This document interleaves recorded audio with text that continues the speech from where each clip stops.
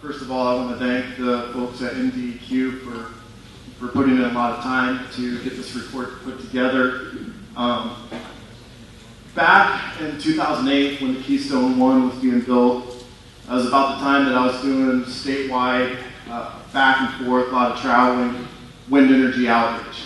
And I wish that our elected officials would spend as much time trying to develop the wind industry in Nebraska, which is the real source of property tax revenue and the real job creator in the state. That's the low-hanging fruit. But the point that I was getting at was when I was making those travels back and forth in 2008, I traveled from Lincoln, where our state office is located for the Nebraska Farmers Union. A lot of my traveling went out west to do this outreach. So I hit that I-80 corridor over and over and over again. And so one trip I went out and I came back, and the next trip I went out and I came back, and it was a couple-week period of time in between. The first time I went out, there was a pipeline, a bunch of pipeline laying on the ground. It's been sitting there for about a month in the summertime. And then that 2-week period later, I looked over and that pipeline was buried and gone. Now, where were all the workers? And how much time were they out there working? That's what I would call a stimulus of jobs, and that's about it.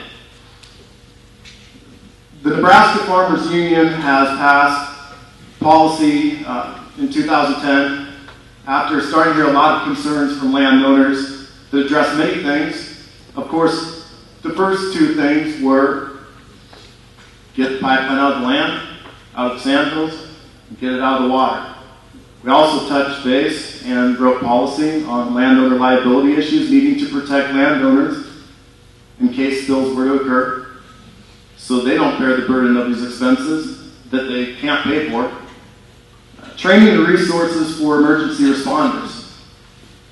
A public process, one that would actually go through the Public Service Commission, as law in Nebraska would and should have it to this day and time, and full disclosure of the contents of the tar sands. Also, we'd like to know if this is increasing competition to the expansion of second-generation biofuels. Is this a competitor?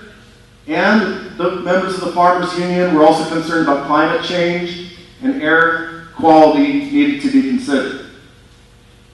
Shortly after these resolutions were proposed in 2010, TransCanada spokesperson Jeff Rao showed up at our convention, and he assured our membership that he would work with us, and he would work with the legislature to be able to implement safeguards for our members, for our landowners across the state. Shortly after, we've seen the results, almost $600,000 spent lobbying against anything and everything we put forth, which is over $10,000 per senator.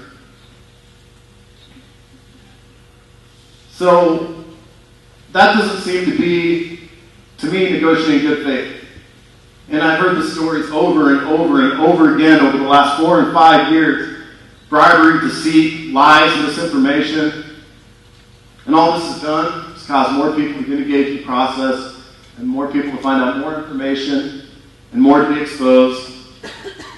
And so more new proposals have come in, once again this year, dealing more with eminent domain, so that a foreign company, an oil pipeline company, has to go by the same laws that everybody else does with eminent domain. They can't just seize your land. NDEQ denial based on land and water pipeline denied until Nebraskans' concerns are addressed. This is something that is fair, that we deserve.